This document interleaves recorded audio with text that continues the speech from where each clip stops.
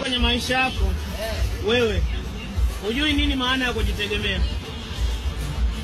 Wewe unajua kujitegemea ni kulipa kodi, kuwa baba mwenye chumba. Kule sio kujitegemea. Sikia nikwambie, mimi nishajitegemea zaidi ya miaka 2 hapa ndani. Unajitegemeaje wakati umeajiriwa? Wewe umejitegemeaje wakati umeajiriwa? Umeajiriwa. Wewe una maamuzi ya kwenda kunywa bia sasa hivi hapa?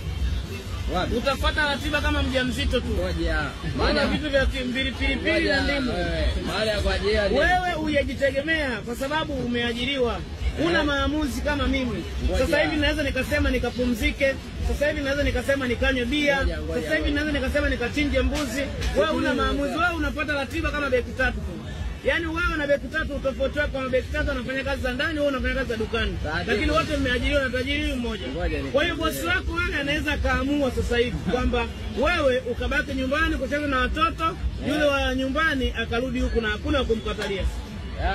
Hii haiwezekani. Mungu unasema. Sawa? Mimi